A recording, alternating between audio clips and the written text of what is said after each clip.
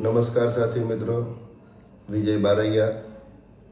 DN કેમ્પસની કસ્તુરબામાં બનેલી ઘટનાનું જે પ્રકરણ ચાલી રહ્યું છે, જેમાં સમાજના અને અલગ અલગ સંગઠનો દ્વારા એસઆઈટીની માંગણી થઈ રહી છે અને લગભગ ગુજરાતના અલગ અલગ તાલુકા જિલ્લાઓમાં આ બાબતે એસઆઈટી અને ઊંડી તપાસ થાય એ બાબતના આવેદનો પાઠવાઈ રહ્યા છે. રોજે રોજ 1-2 તાલુકા જિલ્લામાં વધી મારી જાણ મુજબ અત્યાર સુધીમાં લગભગ 20 તાલુકાઓમાં આવેદન અપાઈ ચૂક્યા છે આ બાબતે. તો આ તકે આ સર્વ આવેદન આપનારને મને સાથ સહકાર આપનાર સર્વ સમાજ અને સર્વ સંગઠનોનો આભાર વ્યક્ત કરું છું. દીકરીના પરિવાર વતી પણ આભાર વ્યક્ત કરું છું અને ખાસ અમારા સંગઠન વતી પણ આભાર વ્યક્ત કરું છું. હવે એ મુદ્દાની વાત મૂકવી છે મારે થોડી. ગઈકાલ 18 તારીખ સુધી ઘટના 2 તારીખ રાતની છે. સીસીટીવી આજ દિન સુધી પહોંચાડવામાં નથી આવ્યા. ડાઉનલોડ થાય છે, આ થાય છે, કરી છે, ખર્ચો કરાવડાયો, હાર્ડ ડિસ્ક ખરીદવાનું કરવું, એ હજુ સીસીટીવી મળ્યા નથી. તદુપરાંત પોલીસ દ્વારા પણ આજ દિન સુધી દીકરીના પરિવારને કોઈ પણ જાતની અપડેટ માહિતી કશું જ નથી આપ્યું. રાજકીય દબાણ વધ્યું તો મીડિયાની એક પ્રેસ ખાલી મૂકી દીધી આ લોકોએ, બસ ત્યાં જ. એટલે અમને પોલીસ પર ભરોસો નથી. જે વાત હતી એ પર આજ ફરી આવીએ છીએ. હવે આ જે લડાઈ ચાલી રહી છે એમાં બધાનો મોટા ભાગનાનો આરોપ સંસ્થા ઉપર જ છે કે આ સંસ્થામાં જ કંઈક ને કંઈક છે જેના કારણે આમ છે તેમ છે. તો આમાં ક્યાંક ને ક્યાંક અમે એવું જાણવા મળ્યું અમને કે જે નિવેદનો લેવાઈ રહ્યા છે છોકરીઓના, તો એમાં સંસ્થાના લોકોને હાજર રાખીને, દાખલા તરીકે મહેશભાઈ કેમ્પસ ડાયરેક્ટર, આવા લોકોને જે અમે જેની ઉપર શંકા કરી રહ્યા છીએ આવા જ બધા લોકોને ઉપર રહીને હાજર રાખીને નિવેદન લેવાઈ રહ્યા છે. એટલે ક્યારેય કોઈ દીકરી કે દીકરો કોઈ સાચું બોલવાનું જ નથી. નિવેદન કેવી રીતે લેવાય અમારે શીખવાડવાનું ના હોય, એમની પ્રોસેસ છે ને, એમને ખબર જ હોવી જોઈએ.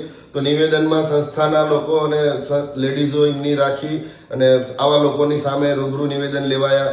હવે વાત કરવી છે મારી મીડિયાની, તો દીકરીઓ પાસે મીડિયા બાઇટ બનાવવામાં આવી છે કે આવું નહીં તેવું નહીં. એ મીડિયાવાળો ભાઈ કોણ છે? 2-3 દિવસ પહેલા અમને ગાંધીનગરની અંદર MLA ક્વાર્ટર્સમાં મળ્યો છે એ ભાઈ. મેં રૂબરૂ જોયો છે ને, એને મને જોયેલો છે ત્યાં. કોના ઈશારે આ મીડિયા બાઇટ બનવાની છે, ક્યાંથી થવાનું છે? એટલે મીડિયાવાળા ભાઈને કહું, ખોટી મીડિયા બાઇટ ચલાવતા પહેલા તમે ધ્યાન આપજો.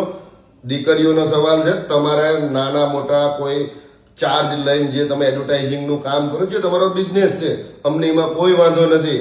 પણ જો ખોટી રીતે કોઈ દીકરા દીકરીને કે અમારા સંગઠન ઉપર આંગળી ચીંધવાનું કર્યું મીડિયાના મિત્રો, તો આ બિલકુલ ખોટું થશે. તમને 50 વખત આમંત્રણ હતું, તમે આયા નથી આમ ઉજાગર કરવામાં. એટલે તમે ત્યાં કાલે સ્પેશિયલ બાઇટો લેવા ગયા છો એ કરવામાં. અત્યાર સુધી આ સમયે જ્યાં વિડીયો બને ત્યાં સુધી તમારી બાઇટો મેં જોઈ નથી કે મીડિયામાં આવી નથી. એટલે મીડિયાના મિત્રો તમે ખાસ ધ્યાન દેજો તમે કોના ઈશારે શું કરવા માંગી રહ્યા છો. હવે વાત કરવી છે પેલા એક ભાઈ, શું નામ, મેયર, જે અમે થોડા દિવસ પહેલા ત્યાં સંસ્થાની ઓફિસમાં હું અને બીજા સાથી મિત્રો સાથે ગયા હતા, ત્યારે એ ભાઈ બહુ સલાહ સૂચન આપતા હતા કે આમ નહીં, તમે પેલું કરી રહ્યા છો, તમે આમ કરી રહ્યા છો. મેયર, તમારું લીવર આલ્કોહોલ પીને ખલાસ થઈ ગયું હતું.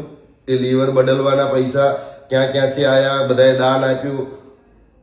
આપણે કોઈ સારા કામ કરીને તો વિકાસ પામ્યો નતો. તમારો મેયર સાહેબ લીવર બદલવું પડ્યું હતું, પીને ખલાસ કર્યું હતું મેયર સાહેબ. તો ફરી ક્યારે પણ જો આવી રીતે વાતચીત થવાની હોય સંસ્થાની વચ્ચે, તો મહેરબાની કરીને આ લીવર દારૂડિયાને ત્યાં હાજર હોવો જોઈએ નહીં, આ મેયર. કેમ કે આ મેયર પોતાને જાતને જે સમજતો જ્ઞાન આપતો હતો. એ તો મને પહેલા દિવસે મેયર ખબર નથી તમારી આ કહાની બાકી, કે ઓફિસની બહાર નીકળીને તમારી જોડે મારી વાત જ નહીં થાય. એટલે આવા લોકો ત્યાં છે. હવે આ ભુવા દાજગરા વાળું જે હતું, પેલા પટાવાળા સાહેબનું સિસ્ટમ બદલાણી છે, થોડીક ઓફિસ ખાલી કરાવીને બહાર લીધી છે. પટાવાળા જે પેલા ધૂણે છે એમની કહાની. પછી હજુ પેલી પિંકીને અમને જે ખોટું બોલ્યા KD પટેલ કે અમે પિંકી પેલી મેડમ છે એને છૂટી કરી છે. પિંકી કે નામમાં કદાચ મિસકન્ફ્યુઝ હોઈ શકે, પણ એ મેડમ જે લાલ કપડાવાળી ધૂણે છે એને છૂટી કરી. ના, ખરેખર કશું જ એવું નથી. એ મેડમ ચકાચક તૈયાર થઈને રોજ ફરે છે અને ઇયરફોન નાખીને ફોન ચાલુ જ છે.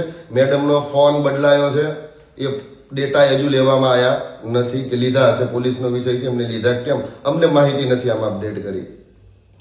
બીજી વસ્તુ, આ સંસ્થા લાખો રૂપિયા ખર્ચો કરે છે પોતાનું બ્રાન્ડિંગ માર્કેટિંગ કરવા માટે થઈ. પોતાની પેલી વેબસાઇટ ચલાવે છે, સોશિયલ મીડિયા ચલાવે છે, બધું જ ચલાવે છે. તો હું આ સંસ્થાના KD પટેલ મંત્રીને કહું, નાલાયક KD પટેલ, તમે જે લાખો રૂપિયા ખર્ચો છો, તો તમારા નાલાયક પેલો રાહુલ લ્યો, જે તમારો મુખ્ય વહીવટદાર છે રાહુલ, એ રાહુલ્યો કેન્ટીન ચલાવે છે ને શું વહીવટ કરાવે છે હું આગળના એપિસોડમાં લાવી. એ રાહુલિયાના થ્રુ તમે વહીવટ એ બધા ત્યાં ધૂળેટી રમતા હતા. તમને શરમ ના લાગી? તમે કોઈ ઇન્સ્ટ્રક્શન ના આપ્યા. આજ દિન સુધી સંસ્થાની અંદર દીકરીની આ બાબતે તમે મૌન શોખ કશું જ પાડ્યું નથી. તમે નાલાયકો આટલા બધા પૈસા વાપરો છો સોશિયલ મીડિયા પાછળ નાના પાછળ. આ દીકરીને શ્રદ્ધાંજલિ પાઠવવા માટેની સિંગલ પોસ્ટ નાલાયકો તમે મૂકી નથી. તો હું ડીએનમાં ભણતા દરેક મા બાપને કહેવાને જણાવવા માંગુ કે આપણા દીકરા દીકરીઓ જે ત્યાં ભણે છે, જો એ ત્યાં સંસ્થામાં જ આવું થયું છે છતાંય આ નાલાયકોએ 1 મિનિટનો કે 2 મિનિટનું મૌન શોખ નથી પડાવી શક્યા, તો તમારે ને મારા દીકરા દીકરીઓની ત્યાં કિંમત શું છે આ નાલાયકો જોડે એ તમારે જાણવાની ને સમજવાની જરૂર છે.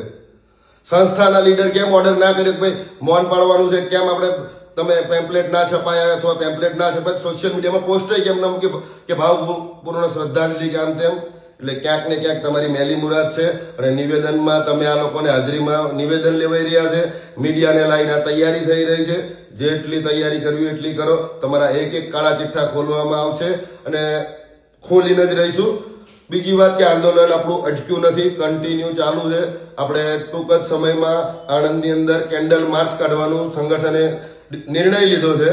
તો કેન્ડલ માર્ચની તારીખ સોશિયલ મીડિયા કે વોટ્સએપના ગ્રુપથી દરેક મિત્રોને પહોંચાડવામાં આવશે. આપણે સૌએ આવવાનું છે અને એ દિવસે આપણે ફરિયાદ પણ આપવાની છે પોલીસ સ્ટેશનમાં આ બાબતની. તો સૌ આ બાબતમાં પધારજો, મળજો અને જે પણ માહિતી હોય વોટ્સએપના દ્વારા અમને પહોંચાડતા રહેજો. જય હિન્દ, જય જવાન.